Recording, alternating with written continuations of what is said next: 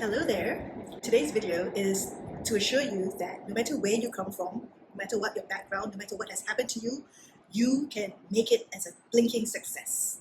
And I have full faith in that because I've done it and I've seen so many people with so many different backgrounds who come from struggle and, for all the reasons that people think they cannot make it, I've seen them making it. So people don't really have an excuse. If you really want to make it, whatever making it means to you, you can make it. So listen on to my story. I'm going to share my story and I'm going to share with you how you can make it too, no matter what your circumstance. So what is the reality of my story? It is the fact that I felt that nobody wanted me, nobody cared about me, nobody liked me, nobody spared a moment to think about me. Nobody cares, nobody cares. And because of that, I made me want me. I made myself worthy because everyone made me feel unworthy. So I made myself worthy. And just to give you a bit of background about where I've come from and what I've been through. So I was abandoned at birth. Hey, look, see, I'm using this crappy microphone because it's broken, and it's okay. I still became a multimillionaire. So you don't have to think so hard. Everyone overthinks it, but actually you can really make something of your life despite your circumstance. So yeah, I was abandoned at birth and given away for adoption because my parents had me when they were teenagers. But 6 months later, my mother, bless her, fought to get me back. But then she was kind of abused in her family home because she had brought shame to the family, having a child out of wedlock and being a teenager at that. So her mother, my late grandmother, bless her heart, she was very unkind, I would say. And that's not to say it was her fault either, because she had to support a family of 11 with a lot of stress and not very much money. So my mother, my late mother, was made to be the servant of the house, and I was locked in a room to cry it out in a playpen while my mother did the cleaning and the laundry for 11 people in the house. And she was not allowed to see her baby, me, until she finished her work. And she was only allowed to see me in the interim for short spurts just to feed me. And so literally I was kept alone, crying my eyeballs out in a room which was pretty dark just because of its location and without a window. And I was told that my uncle sometimes when he came back from work, he would come into the room just to play with me and keep me occupied while I was bawling and wanting my mother. So after some time of that, I think my mother couldn't take it anymore, and so she took me and she ran away. She ran away, got a job, shared a room with some friends, and I think I was about two years old, and I remember the event being a shop lot kind of room where we had 3 mattresses on the floor. And it was a very small room. It literally fit the 3 single mattresses on the floor. And they were not proper mattresses. They were like those 2-inch or 1-inch, very thin, cheap mattresses, right? So we slept on the floor.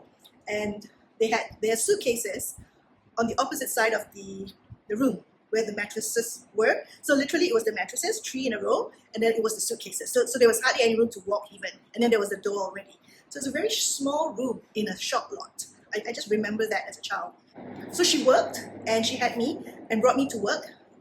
Lucky for her, she had a job with a real estate company where she was allowed to bring a child to work. And I remember her working, picking up the phone, and I would just spend the day drawing, coloring on her desk. And I guess I was a pretty good kid as well.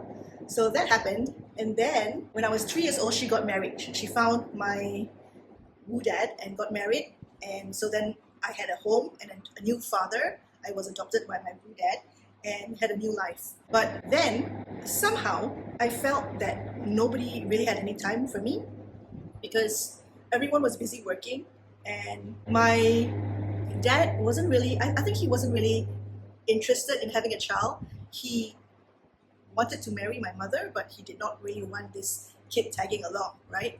So he wasn't really available, and in fact, he hardly spent much time at home. And so I remember feeling alone again. And at this point, my mom was not even very happy because I guess my dad was always out. And so she was unhappy. And being unhappy, she obviously also didn't really spend much time with me. And so I remember having parties at home and being exposed to family members, and nobody really paid me any attention. And so I was a very lonely child. And I remember that by the age of 6, I kept reciting this song called I'm Nobody's Child. And it was so sad. You know, you can actually Google it. I'm Nobody's Child. There is actually a song called I'm Nobody's Child. And it's a really sad song. And I used to sing it all the time as a child. And that's how sad I was, you know. And thereafter, my parents had a troubled marriage, I would say. And so there came my 2 brothers, and we never really had parents to raise us. So I was a lonely child, considered an abandoned child, just because I was given up for adoption at birth, brought back, and then still not really given the emotional support as all children need.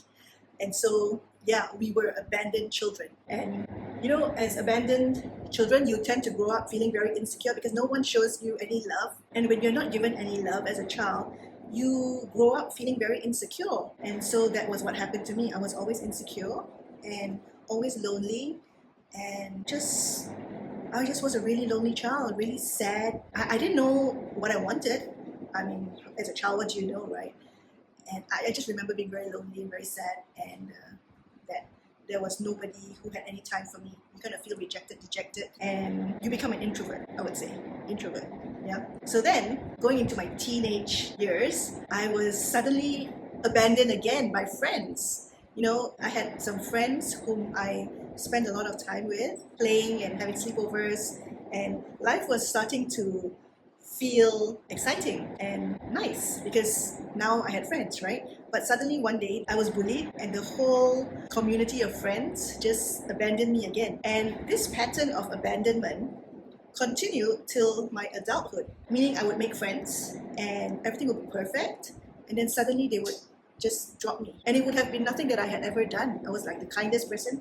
And also as an abandoned child, you not only are insecure, you become a people pleaser. You want people to like you so much because all your life nobody has any time for you.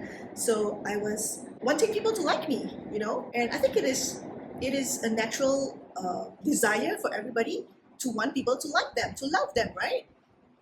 And so when these friends abandoned me, I was in shock again and very, very sad. I didn't know what I had done. And the truth is, nothing. I had done nothing. Well, I had a boyfriend, and he was kind of like a leader of the pack. We were a very popular couple.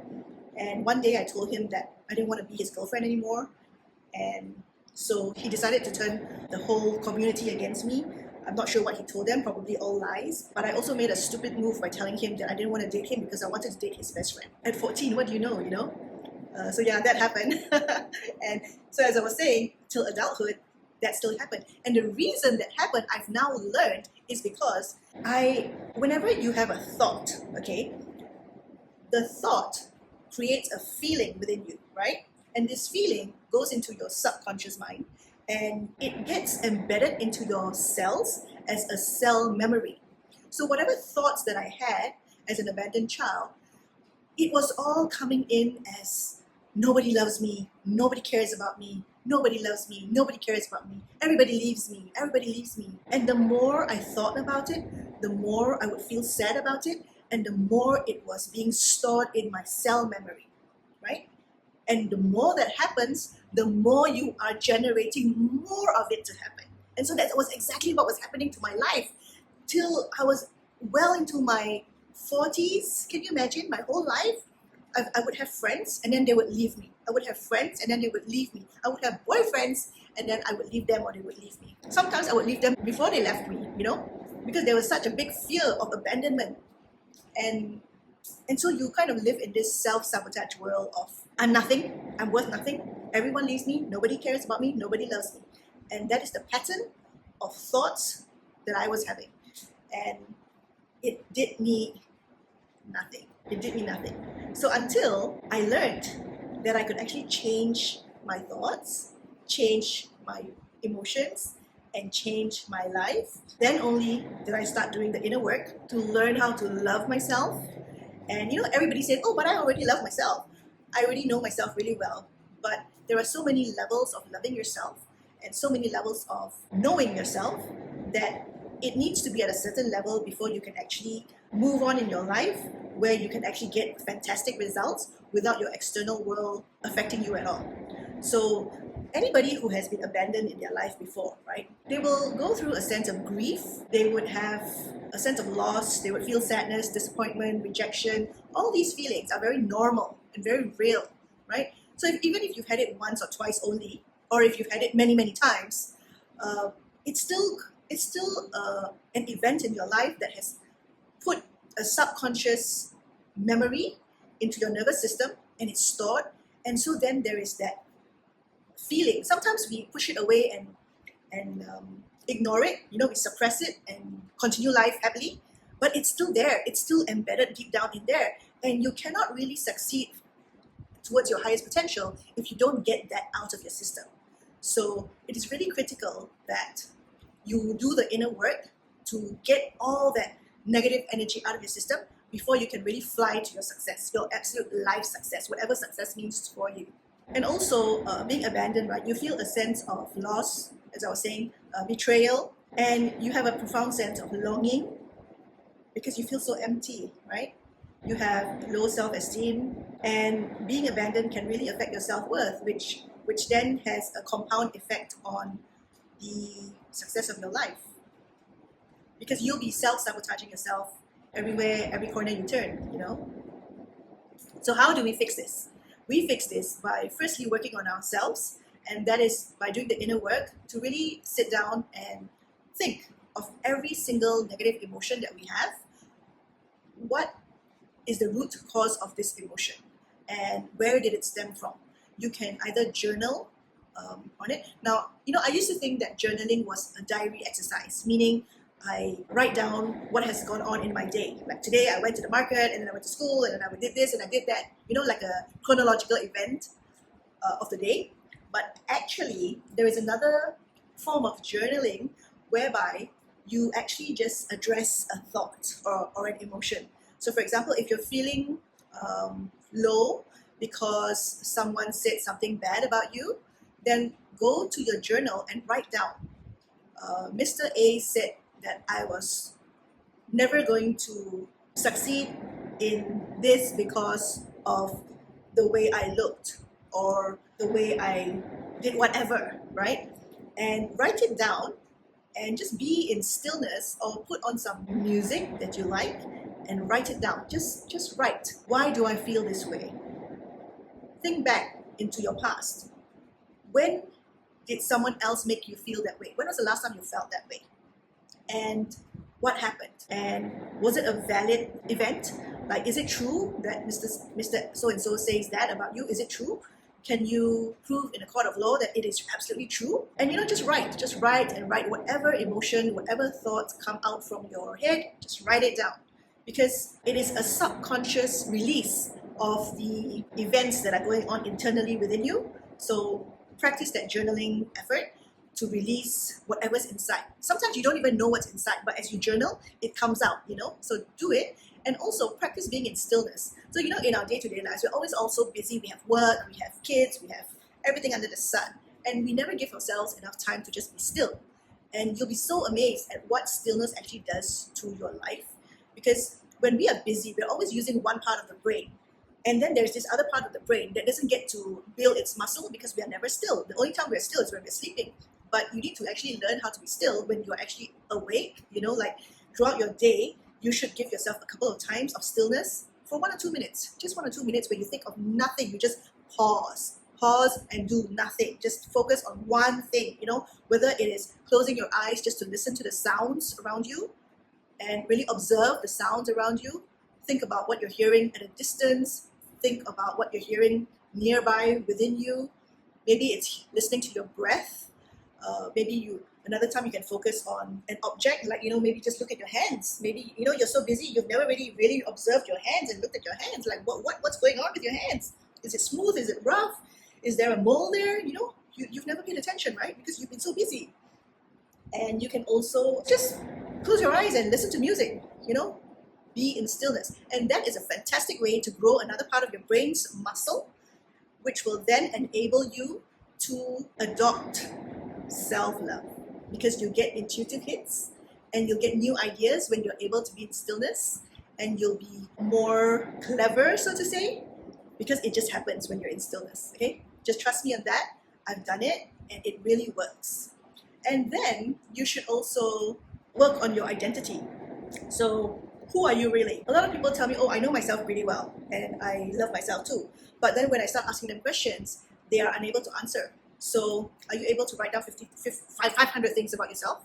Like, do you know where you want to go? What are your goals? And who are you? What are your values? What do you love doing? What do you not love doing? You know, all these thoughts, a lot of it you have never thought of before. And so then you have to decide. You have to decide who you are. You have to decide who you want to be.